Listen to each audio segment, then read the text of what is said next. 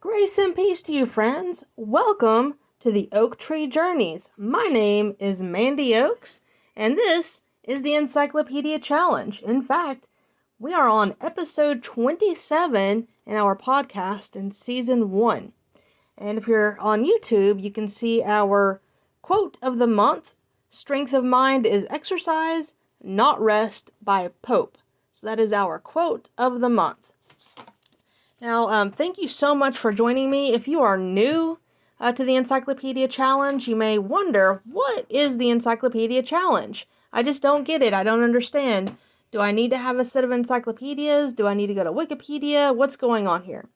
Well, to ease your mind, you don't have to own any encyclopedias at all. You don't need to go to Wikipedia or anything like that unless there is a word that just sparks your interest and you want to look at it closer.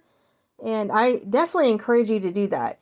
This podcast is for anyone who enjoys words, anyone who has ever wanted to read the entire encyclopedia and just doesn't have the time, and you've searched and searched and you just couldn't find anything to read it to you, which is what happened to me. That's why I started doing this, and I love it. I love this podcast. Thank you so much for listening. I love my listeners, and I just appreciate it. Appreciate that you're choosing to listen to the encyclopedia with me. And I've learned a lot. I hope you have too. And I do have one thing to say. Whenever we talked about Isaac Adams, or Adams, Isaac, last week, if you don't recall who that is, he invented the Adams Power Press in 1828, which is really, really cool. But I also mentioned my friend who does hand-carved prints. And they're very complicated, they're very intricate, it's artwork. Well, I forgot to mention her website. Her name is Courtney, and I have a room full of her art that she does with a very specific type of press. I won't get into it, but her website is mudpuppymoon.com. And on her website, she explains her entire process, and she has some of her art for sale. So I encourage you, if you are interested in art or just interested in a new way of doing art, or I think it's new, I'm not an artist, but it's really cool. Check her website out. It's mudpuppymoon.com, and that's mud, M-U-D, puppy, P-U-P-P-Y, moon, M-O-O-N.com. So mudpuppymoon.com, no spaces. And just check out her website. She's a very talented artist. So that's who I failed to mention. So sorry about that, Courtney. But there you go. Now let's go on. Now, as you know, we are going through two different encyclopedias. The Encyclopedia Americana of 1956 and the New Imperial Encyclopedia and Dictionary of 1909. And we are going to start with the 1909. That is our main source for now, unless I can find all the others, as I always mention. But our first word is a name, and it's Ade, George, or George Ade. Now, he is listed in both encyclopedias. I am going to go through both encyclopedias. So let's start with the 1909 version, and then we'll see what the 1956 version has to say about him. So Ade, George was an American journalist and author. He was born Kentland, Indiana, in 1866 on February 9th. He made his first mark as a writer of stories of the streets and the town in the Chicago News with a remarkable variety of motive and local reporters' knowledge. Published Artie made up from these, and in 1897 the dialect story Pink Marsh in 1901 to 1902, two sets of fables in slang, full of pungent wit and knowledge of the less agreeable phrases of human character. Now, that may be worth getting. So if anyone has heard of him or heard of fables in slang, let me know. If you're on YouTube, go to the comments below. If you're on the podcast, please go to theoaktreejourneys.com and select contact. And let me know if you've ever heard of him. This sounds hilarious. I want to look up fables in slang. And in 1903, the satirical comic opera The Sultan of Sulu, a musical comedy, Peggy from Paris, a political comedy, The County Chairman, a comedy of college life, The College Widow, and others. Well, that sounds pretty funny. Sounds like a really funny person. All right, let's see what a later version has to say about him. So that's the 1909 version. So let's see what a later version says. Ade, George, American journalist and author, born Kentland, Indiana, February 9th of 1866, died in Brooke, Indiana, May 16th, 1944. After receiving a B.S. degree from Purdue University in 1887, Ade worked on newspapers in Lafayette, Indiana, until 1890 when he joined the staff of the Chicago Morning News, which later became the Record. His column in the Record began in 1893, in which he tried to portray realistically the city dwellers of the period, introduced the slangy, wisecracking characters who figured in his first books, Artie in 1896, Pink Marsh in 1897, Doc Horn 1899, Fables and Slang 1900, and the latter's two sequels. In the Fables, his most successful work, Ade employed the form of Aesop's fables. They were full of pungent wit, and each ended with a flip moral. See, it's sounding funnier and funnier. Ade gave up newspaper work in 1900 and took a trip to the Orient. A meeting with Haji Muhammad Jumali Kiram, Sultan of the Sulu Islands, provided the inspiration for his first venture in writing for the stage. His comic opera, The Sultan of Sulu, in 1902, enjoyed a long Broadway run. The most successful of his plays within music were The County Chairman in 1903 and The College Widow 1904. Other plays included Just Out of College 1905, The Bad Samaritan 1905, Father and the Boys 1907, and The Fair Coed 1908. Among other writings were The Girl Proposition 1902, People You Know 1903, Breaking into Society 1903, True Bills 1904, In Pastures New, 1906, The Slim Princess, 1907, Knocking the Neighbors, 1912, Ade's Fables, 1914, Handmade Fables, 1920, Single Blessedness and Other Observations, 1922, Bang Bang, 1928, The Old Time Saloon, 1931, and 30 Fables in Slang, 1933. So, at the time of the 1909 writing, he was still alive and going strong. So that's why the New Imperial Encyclopedia and Dictionary did not have everything, is because he was still alive and still writing. So that's pretty cool. I'm glad we have both versions. So if anyone has read any of his stuff, let me know. And let's move on.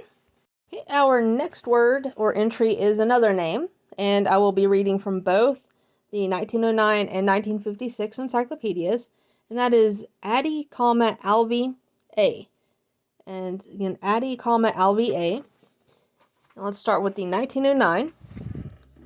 He was an American diplomat born Osteria, New York, 1842, November 27th, son of a fleet surgeon, was Secretary of Legation at Madrid in 1870 to 1877, Chargé d'Affaires at different times. In 1878 became Chief of the United States Diplomatic Bureau. In 1882, Third Assistant Secretary of State. 1886, Second Assistant, which he still remains. So he was still alive at the time of this writing. He was Secretary of State ad interim in 1898, September 17th through 29th, and acting secretary during some of the most acute Chinese troubles of 1900. Okay, so he was still alive too at the time of that writing. So let's see what a later version has to say about him. And this one has his full name, ADE, Alvi Augustus, American diplomat, born Osteria, New York, November 27th, 1842, died Washington, D.C., July 5th, 1924. So wow. His service of nearly 55 consecutive years in State Department posts, 47 of them in Washington, indicate the esteem in which he was held by successive presidents and secretaries of state. He began his career as secretary to Minister Daniel E. Sickles, at Madrid in 1869, then was Secretary of Legation 1870 to 1877. Secretary of State W.M. Evarts made him Chief of the Diplomatic Bureau in 1878. Third Assistant Secretary of State in 1882. He was appointed Second Assistant in 1886, a post he held for 36 years. He set a high standard of style for State Department documents, drafting innumerable state papers. Secretary Hayes' nickname for him was Semper Paratus. Semper Paratus. So he sounds like he was highly intelligent and very valuable to the United States. Okay, our next entry is ADE. And for that one, we go strictly to the 1909 New Imperial Encyclopedia and Dictionary. And that is a verb. And it means in law to revoke, as in the case of a legacy. Ademption, noun, denotes a legal satisfaction that a legacy to a creditor extinguishes the debt. So that's ADE. Now our next entry, which is our fourth entry, for some reason is not in the New Imperial Encyclopedia and Dictionary, but they can't include everything, so that's all right. And it's actually a queen. Her name is Adelaide or Adelheid, or Height. Yeah, Adelheid. She was the Queen of Italy and Empress of the Holy Roman Empire. Born 931, died Celts, Alsace, December 16th of 999. So that's not the 1900s, that is the 900s. The daughter of Rudolph II of Burgundy, she married Lothar II, King of Italy, in 947. After her husband's death in 950, she was imprisoned by his successor, Berengar II. She escaped and married Otto I, King of Germany, in 951, and was crowned Empress when he became head of the Holy Roman Empire in 962. Widowed in 973, she served as regent for her grandson Otto III from 983 to 991, jointly with her daughter-in-law Empress Theophana, and from 991 to 996 alone. So wow, she was busy. Can you imagine being a queen and an empress? That is a lot of responsibility. A lot. All right, and our next entry and our last one before break is another Adelaide, and that is from the New Imperial Encyclopedia and Dictionary of 1909. So this is not a person, but it is a very long entry. And let's see. Adelaide, capital of the state of South Australia on the Torrens, 7 miles from Port Adelaide, with which it is connected by railway. The first settlement was made in 1836, but already a university has been established at Adelaide and liberally endowed. Okay, and the Torrens, which is spanned by several bridges, divides the town into North and South Adelaide. The streets of Adelaide are broad and regularly laid out, especially in Adelaide proper, to the south of the river, where they all cross each other at the right angles. Among the public buildings are the post office, the government offices, the governor's house, and the town hall. It is the seat of an episcopal and of a Roman Catholic bishop, and has an unusual number of churches. Adelaide also has a large botanical garden, covering more than 120 acres of ground. The town is surrounded by a belt of permanently reserved land, half a mile in width, called the Parklands, and beyond this are the suburbs. Adelaide is abundantly supplied with water from 2 reservoirs, 6 or 7 miles distant. The chief manufacturers are woolen, leather, iron, and earthenware goods, but the chief importance of Adelaide depends on its being the great emporium for South Australia. Port Adelaide, its haven, has a safe and commodious harbor, and in 1882 an ocean dock of 30 acres in extent was begun, capable of admitting the largest ships.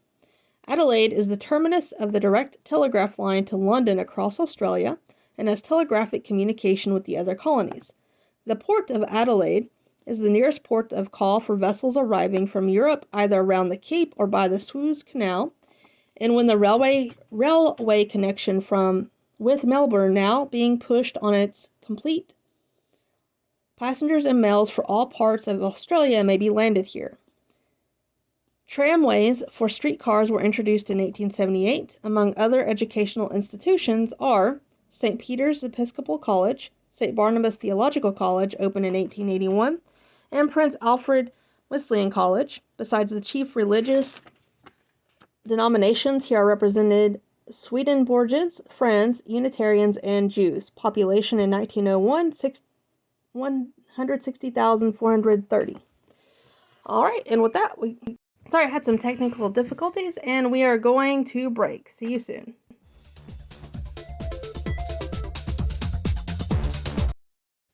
Hi, I hope you enjoyed that segment from my podcast, The Oak Tree Journeys, from the Encyclopedia Challenge. To hear the entire episode, please visit the link at the bottom in the description. And please don't forget to like this video, give it a thumbs up, and subscribe and share it to anyone you know who wants to read the entire encyclopedia or who's just interested in words. Thank you again and have a blessed day.